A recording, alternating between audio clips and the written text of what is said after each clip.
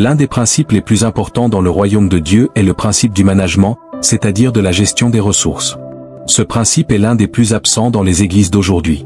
Beaucoup de pasteurs, après avoir quitté le séminaire ou une école biblique, n'ont pas reçu d'enseignement sur la gestion des ressources. On leur a dit qu'ils étaient prêts à commencer leur ministère, ce qui explique pourquoi de nombreuses églises, ainsi que leurs membres, rencontrent des difficultés financières. Bien qu'ils citent des versets bibliques, ils n'appliquent pas ces enseignements dans leur vie quotidienne. Il est dit que les richesses sont à l'Éternel, et pourtant, depuis plus de 2000 ans, les méchants continuent de conserver ces richesses. Cela arrive parce qu'ils ont négligé le principe fondamental du royaume, le management. La plupart des pasteurs ne savent même pas ce qu'est la gestion des affaires. Si tu me demandais quel domaine tu devrais étudier pour te préparer au ministère, ma réponse honnête serait, étudier le management des affaires, et non pas uniquement la théologie. C'est surprenant, je sais, mais un royaume est avant tout un gouvernement, un système d'administration. Les gouvernements sont responsables de la gestion des ressources, et la clé pour une gouvernance efficace réside dans une gestion et une distribution appropriée de ces ressources sur un territoire. Les personnes religieuses, malheureusement, pensent que Dieu fonctionne uniquement selon les émotions. Elles croient qu'avec la pitié divine, elles peuvent recevoir tout ce qu'elles veulent, ce qui les maintient dans la pauvreté. Parlons un instant des crises actuelles. Il est important d'écouter ce qui suit car ce n'est pas évident à comprendre du premier coup. Selon de nombreux analystes, la cause principale des crises mondiales est la cupidité. La cupidité est la mauvaise gestion des ressources pour des bénéfices personnels. Elle consiste à manipuler les ressources pour que seul un individu en profite. Jésus a parlé de la cupidité dans le royaume de Dieu, soulignant qu'elle est l'un des grands tueurs spirituels. Dans Marc 7:2, il mentionne que la cupidité engendre le vol, la fraude, la méchanceté, et même la folie. Tout cela vient du cœur et de la pensée de l'individu. Luc 12 réitère cet avertissement, « Soyez sur vos gardes contre toute forme de cupidité ». Cela montre que la cupidité peut être insidieuse et se glisser dans nos vies sans qu'on le réalise. Il faut être vigilant, car la cupidité est une forme de péché subtil mais destructrice. La vie d'un homme ne se définit pas par l'abondance de ses possessions. Un exemple de cela est celui d'un homme qui a accumulé des richesses pendant des années, pour finir sa vie en prison, car il cherchait à tout prix à obtenir de l'argent. Nous devons parler des solutions, en observant la stratégie divine de domination. Cette stratégie est la base pour devenir plus sage financièrement. Dans Genèse 2h4, nous trouvons un principe fondamental que nous devons comprendre pour mieux gérer nos vies et nos ressources, afin de bâtir un avenir plus prospère et selon les principes du royaume. Les gens me demandent comment j'ai réussi à créer une organisation avec seulement 7 personnes dans mon appartement, une organisation mondiale qui touche des pays partout dans le monde. Je leur dis que ce n'est pas parce que j'ai étudié la théologie à l'université, mais parce que mon master est en management des affaires. J'ai étudié les affaires parce que je travaille pour le gouvernement de Dieu. Applaudissements. Le devoir principal de l'humanité, c'est l'extension du gouvernement du royaume de Dieu sur la terre, et cela nécessite de la gestion et une stratégie divine. La stratégie de Dieu, c'est que l'homme puisse dominer la terre à travers la gestion. Dieu n'a pas permis aux ressources terrestres de croître tant qu'il n'y avait pas d'homme pour les gérer. Ce passage contient des enseignements très importants. La première leçon que nous pouvons en tirer est que Dieu protège ses ressources des mauvais gestionnaires. Deuxièmement, Dieu retiendra les ressources de ceux qui les gèrent mal. Troisièmement, Dieu ne permettra pas la croissance là où la gestion est mauvaise. Quatrièmement, Dieu n'exaucera pas la prière de ceux qui ne gèrent pas bien leurs ressources. Je suis arrivé à la conclusion que la clé principale du royaume de Dieu sur terre donnée à l'homme est le management. Est-ce qu'on peut répéter ensemble, la gestion? Beaucoup de gens se battent contre cette idée, car ils sont tellement religieux qu'ils n'ont jamais entendu parler de cela dans un cadre ecclésiastique. C'est la raison pour laquelle certains perdent leur maison, travaillent pour quelqu'un d'autre, ou ne peuvent pas payer leurs factures. Parce qu'ils n'ont pas entendu cela à l'église. La religion, parfois, tue les vérités essentielles en empêchant les gens de comprendre ce dont ils ont vraiment besoin, la gestion. Laissez-moi vous dire quelque chose. La gestion nécessite du travail, et c'est pour cela que beaucoup de chrétiens préfèrent les miracles. Les miracles effacent la nécessité de bien gérer. Beaucoup de gens croient que Dieu aime les miracles, mais en réalité, Dieu n'aime pas les miracles, car il contourne le principe de la gestion. Les miracles, c'est comme la loterie, obtenir des choses sans travailler, sans effort. Et c'est pourquoi je n'aime pas la loterie. Je sais que certains d'entre vous jouent à la loterie ou au jeu, mais je vous avertis, soyez prudents. La loterie ne vient pas de Dieu, car elle supprime le besoin de travailler. Tu es venu ici pour apprendre à gagner de l'argent, et cela peut être un problème si tu ne comprends pas que l'argent fuit ceux qui le poursuivent sans discernement. La vérité, c'est que l'argent est attiré par les gestionnaires. Je ne dis pas cela par hasard, je l'étudie depuis plus de 30 ans. Je vais déconstruire votre idée sur les miracles. Les miracles sont pour les gens paresseux. Vous vous souvenez des Écritures où les gens sont venus vers Jésus en demandant des miracles? Jésus a répondu, « Cette génération est perverse et adultère, toujours à la recherche de signes. » Et c'est un problème pour nous aujourd'hui. Je vais maintenant définir le management pour vous. Si vous travaillez pour une entreprise, le management se définit comme l'utilisation efficace et efficiente des ressources d'autrui dans le but d'accomplir les objectifs pour lesquels elles ont été confiées. Cela signifie que les ressources ne vous appartiennent pas et que vous êtes responsable de leur gestion pour obtenir une valeur ajoutée. Le management, c'est ça. Dieu dit qu'il ne permettra pas la croissance ou le développement de quelque chose s'il n'y a pas de gestionnaire pour y ajouter de la valeur et l'utiliser de manière efficace et efficiente. C'est pourquoi Dieu désapprouve la paresse. Vous savez, j'ai tellement de choses à partager aujourd'hui, mais je vais essayer de le faire dans le temps imparti. L'essentiel ici, c'est que Dieu ne nous donnera pas ce pourquoi nous prions, mais ce que nous sommes capables de gérer. Par exemple, tu pries pour 1000 $, mais hier, Dieu t'a donné 100 $ et tu n'as même pas été capable de gérer 10 $. Tu pries pour une grande maison, mais tu n'as même pas su prendre soin de la maison que tu loues. Dieu observe la manière dont tu gères ce qu'il t'a déjà confié avant de te confier davantage. Tu veux une grande église? Mais tu ne gères même pas l'église que tu loues actuellement. Tu pries pour des âmes, mais tu n'es même pas capable de gérer celle que Dieu t'a déjà confiée. Si tu n'es pas un bon gestionnaire, Dieu protégera les ressources de mauvais gestionnaires. Si tu gagnes $1 million sans être un bon gestionnaire, cela pourrait te nuire. Si tu gages 200 $ sur des vêtements ou 150 $ sur des cheveux et ne mets que 20 $ dans l'offrande, crois-tu vraiment que Dieu te confiera plus? Il veut savoir si tu sais gérer les 500 $ avant de te confier davantage. De plus, Dieu veut que tu deviennes un économiste. Un économiste, c'est quelqu'un qui maximise l'utilisation des ressources, même limitées. Par exemple, tu as un four dans ta maison que tu utilises seulement 2 fois par semaine. Pourquoi ne pas l'utiliser davantage pour produire des cookies à vendre, plutôt que de prier pour un emploi? Ce four, qui ne te coûte rien de plus, peut être une source de revenus si tu sais comment l'utiliser à son plein potentiel. Le management, c'est savoir maximiser ce que tu as déjà. Si tu es dans une situation difficile financièrement, c'est peut-être parce que tu ne gères pas bien ce que tu as. Parfois, les gens disent qu'ils sont fauchés, mais ils ont des ressources sous-utilisées. Par exemple, ils ont des vêtements dans leurs armoires qu'ils ne portent même plus ou du temps qu'ils gaspillent. Dieu veut qu'on apprenne à gérer ce qu'il nous donne, et c'est cela qui va ouvrir la voie à des bénédictions plus grandes. La gestion n'est pas une question d'argent, c'est une question de discipline. Dieu ne cherche pas notre argent. Tout ce que nous avons lui appartient déjà. Quand il demande la dîme, ce n'est pas parce qu'il en a besoin, mais c'est un test pour savoir si nous savons gérer ce qu'il nous confie. Donner la dîme et les offrandes n'est pas une question d'argent, mais de gestion. Dieu veut voir si nous sommes capables de mettre de côté 10% pour lui, de manière disciplinée et constante. La manière dont tu gères 10% montre si tu peux gérer 90%.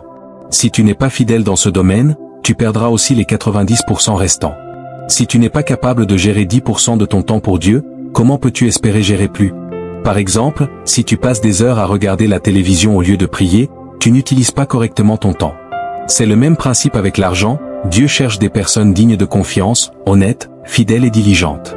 Prenons l'exemple de Jésus, qui a multiplié les pains pour nourrir 5000 personnes. Avant d'accomplir le miracle, il a organisé les gens en groupe, une approche méthodique et bien pensée. Cela montre que Jésus, même dans un miracle, agissait avec une gestion de haut niveau. Il a prouvé que même dans des situations extraordinaires, un bon gestionnaire prend des décisions pratiques et stratégiques pour gérer les ressources efficacement. Jésus a déjà illustré l'art du management à travers ses actions. Lors du miracle de la multiplication des pains et des poissons, il a montré une gestion exemplaire des ressources. Il a d'abord pris les 5 pains et les 2 poissons disponibles, a exprimé sa gratitude envers Dieu pour ses ressources, et a ensuite organisé leur distribution avec ses disciples. Il a non seulement montré de la reconnaissance pour les ressources, mais aussi de l'organisation en les répartissant efficacement. Il a ensuite demandé à ses disciples de ramasser les morceaux restants, ce qui est une leçon importante sur la gestion des ressources, ne rien gaspiller. Dans le monde d'aujourd'hui, notamment aux États-Unis, il existe une culture du gaspillage, et parfois cette mentalité se retrouve même dans les églises. Beaucoup, après un buffet ou un repas, prennent plus que ce qu'ils peuvent manger, générant ainsi du gaspillage. Dieu observe comment nous gérons ce qu'il nous donne, même les plus petites choses, comme la nourriture. Si tu gages des ressources comme la nourriture, tu montres un manque de gestion et de respect pour ce que Dieu t'a confié. Je me souviens des débuts de notre ministère, lorsque nous avions un petit bâtiment et des équipements limités. Pourtant, nous gérions cela avec diligence, comme si c'était déjà un grand ministère. Chaque objet, chaque ressource était précieux, et nous étions disciplinés dans notre gestion. Cela a été une leçon importante pour nous, car Dieu voit comment nous gérons les petites choses avant de nous confier des responsabilités plus grandes. Nous avons commencé avec un petit studio, grâce à une gestion efficace, notre programme est devenu le plus regardé du pays. Le secret réside dans la gestion fidèle des ressources, même lorsque l'on commence petit. Si tu es fidèle avec ce que Dieu te confie, il te donnera plus. Traite tout ce que tu possèdes, même ce qui ne t'appartient pas, avec soin, car Dieu observe. Cela vaut pour ton travail, tes affaires, et même ta voiture ou ta maison. Le management de Dieu se base sur la fidélité et la bonne gestion des ressources. L'un des principes bibliques concernant la gestion des ressources se trouve dans le livre des Proverbes, où il est dit qu'un homme de bien laisse un héritage pour ses enfants et les enfants de ses enfants. Cet héritage n'est pas juste une richesse matérielle, mais un exemple de bonne gestion qui permet de laisser quelque chose de durable. Dieu ne nous a pas simplement donné des biens matériels comme des vêtements ou de la nourriture, mais il nous a donné de la terre. L'immobilier est l'un des héritages les plus durables, car il peut se transmettre de génération en génération. Si tu veux véritablement bâtir un héritage pour tes enfants et petits-enfants, commence à investir dans des biens immobiliers. Ce n'est qu'en possédant des terres que tu construiras une véritable richesse. Il ne s'agit pas d'avoir une grande voiture ou des vêtements coûteux, mais de pouvoir gérer les biens que Dieu met à ta disposition, de manière à ce qu'ils servent à long terme. Jésus a dit, « Heureux les doux, car ils hériteront de la terre » Matthieu 5. La douceur et la maîtrise de soi, la discipline. Ce sont ceux qui savent contrôler leurs dépenses, qui épargnent et investissent intelligemment, qui hériteront véritablement de la terre. Ceux qui vivent dans la discipline, qui gèrent bien leurs ressources, sont ceux qui verront leurs efforts récompensés. Ce principe est essentiel pour comprendre comment bâtir une richesse durable. Je recommande de lire le livre Le Millionnaire automatique, qui illustre comment une bonne gestion des finances, même dans les moments difficiles, peut mener à une grande prospérité. Mon épouse et moi, quand nous avons commencé, étions dans une situation financière difficile, mais nous avons appliqué les principes de gestion que Dieu nous a enseignés. Nous avons persévéré, économisé, investi et aujourd'hui, nous voyons les résultats de cette discipline. Si tu veux bâtir un héritage, commence par bien gérer ce que tu as, même si ce n'est que peu de choses au départ. J'ai vécu avec ma belle-mère et mon beau-père dans une seule chambre pendant 4 ans, le temps de faire des économies. Pourquoi? Parce que je voulais mettre de l'argent de côté, sans avoir à prouver quoi que ce soit à qui que ce soit. Nous avions une vision, un objectif. Nous avons utilisé nos économies pour acheter un terrain dans un des meilleurs quartiers du pays et construire notre maison avec notre propre argent, alors que nous vivions encore chez ma belle-mère. Aujourd'hui, nous avons une maison qui vaut plus d'1 million de dollars et une belle voiture, une Jaguar. Tout cela, parce que nous avons bien géré nos ressources. Certaines personnes pourraient trouver qu'il est dégradant de vivre avec leur belle-mère, mais c'est là que réside la discipline et la gestion. C'est cette discipline qui nous a permis d'atteindre ce que nous avons aujourd'hui. Beaucoup de gens sont pressés d'obtenir des résultats sans passer par les étapes nécessaires. Dieu nous place parfois dans des situations difficiles pour nous aider à revenir sur les bases, là où nous avons échoué. C'est le cas de beaucoup de gens qui disent qu'ils ne peuvent pas vivre avec leur famille, mais qui, en réalité, n'ont pas encore appris à épargner. Trop de gens se comparent à des stars de la télévision et vivent au-dessus de leurs moyens, souvent en contractant des crédits. Il est important de comprendre que Dieu ne nous bénit pas simplement parce que nous prions, mais parce que nous gérons bien ce qu'il nous donne. Les personnes qui réussissent à gérer leur argent et leurs ressources sont celles qui voient leur business se développer. Si tu as un business, ne gaspille pas ton argent. Gère-le intelligemment, et tu verras les fruits de ta discipline plus tard. C'est cette gestion qui fait toute la différence. Ne te laisse pas tromper par des doctrines qui te disent que l'argent va venir automatiquement. Non, l'argent ne vient pas ainsi. Dieu te donne des idées, et ce sont ces idées que tu dois utiliser pour réussir. Si tu attends l'argent sans faire d'efforts, tu risques de rester dans la pauvreté.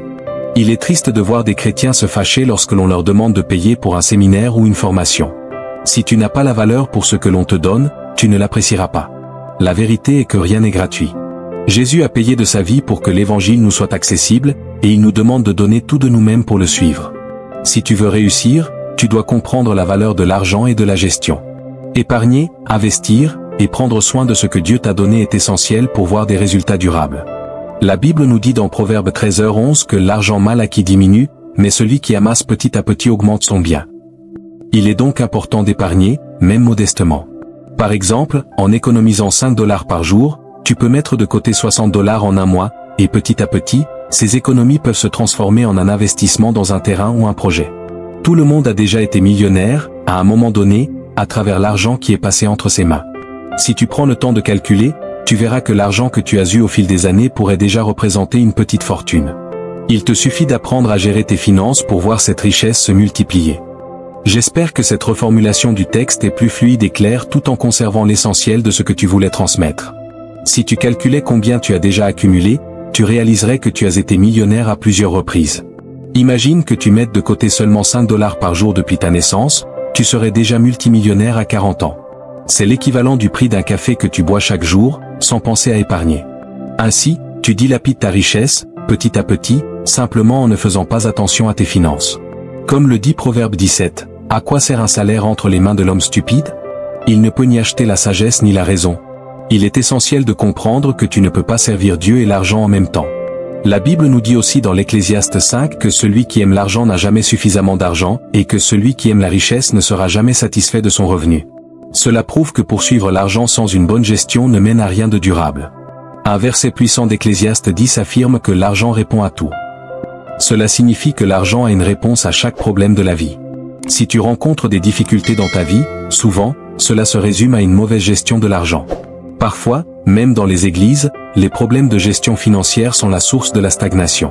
Si tu as une bonne idée mais manques d'argent pour la mettre en œuvre, il te manque une gestion financière adéquate. Si tu es toujours fauché, c'est que tu n'es pas diligent avec tes ressources. Je vais maintenant citer une histoire que Jésus raconte dans un séminaire qu'il a donné à ses disciples. Il parle d'un intendant qui a mal géré les biens de son maître et qui se voit renvoyé. Jésus montre ici l'importance de la gestion des ressources. Dieu licencie des gens, dit-il, parce qu'ils gèrent mal. Il est important de comprendre que Dieu observe comment nous gérons ce qu'il nous donne, que ce soit de l'argent, des talents ou du temps. L'intendant, pour éviter de perdre son travail, commence à négocier avec les créanciers afin de régler ses erreurs.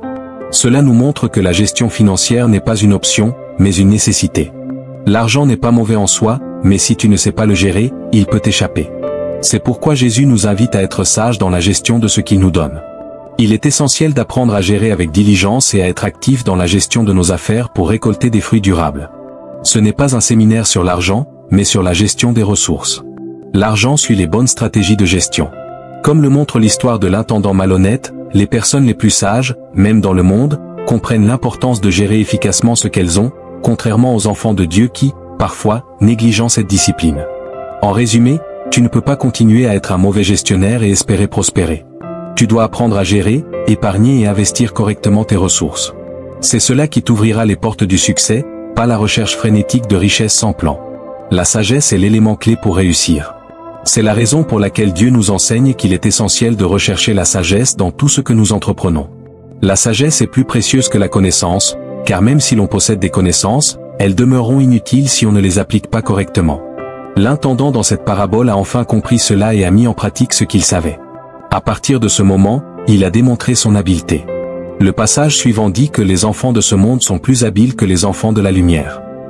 Les enfants du monde appliquent ce qu'ils savent, tandis que beaucoup d'enfants de Dieu ont la lumière, mais ne l'appliquent pas. Tu pries et prophétises, mais eux, ils mettent en œuvre des stratégies pratiques pour en tirer profit. Les enfants de Dieu doivent apprendre à appliquer la sagesse, à travailler dur et à être disciplinés dans leur gestion. Un emploi de 9h à 17h est souvent un signe de pauvreté, car cela signifie que tu laisses quelqu'un d'autre décider de ta valeur. Bien que les emplois soient importants, ce n'est pas le travail qui te rendra riche, c'est ce que tu fais en dehors de tes heures de travail. La richesse se construit dans ces moments, après 17h, quand tu es libre de déployer tes talents et tes compétences. Si tu veux progresser, tu dois travailler après ton travail, investir ton temps et tes efforts dans ton propre développement.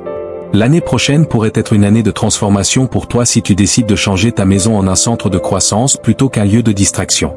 Fais de ton environnement un lieu d'apprentissage et d'amélioration. Les enfants de Dieu sont souvent retardés par un manque de gestion, tandis que les non-croyants appliquent des principes simples et réussissent. Le passage de Luc 16 nous enseigne qu'il est nécessaire de se faire des amis avec les richesses injustes.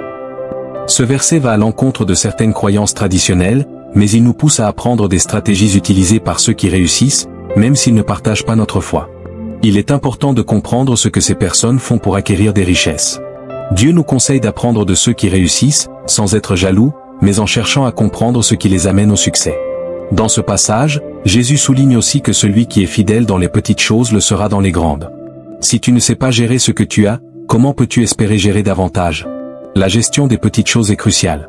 Ceux qui réussissent à gérer le peu qu'ils ont se verront confier davantage. De plus, Jésus nous enseigne à être fidèle dans la gestion des biens des autres. Si tu n'es pas capable de gérer un bien qui ne t'appartient pas, comment peux-tu gérer quelque chose qui t'appartient? Les entreprises et les gens qui réussissent recherchent ceux qui gèrent bien. Ceux qui sont ponctuels, qui travaillent dur et qui ne gaspillent pas leur temps sont toujours recherchés. Si tu gères bien les petites choses, tu seras prêt pour gérer davantage. La bonne gestion attire les ressources. Si tu n'es pas capable de gérer l'argent, les biens, ou les autres ressources, Dieu ne pourra pas te confier ce que tu désires. Enfin, même en temps de crise, ceux qui ont bien géré dans le passé saisiront les opportunités.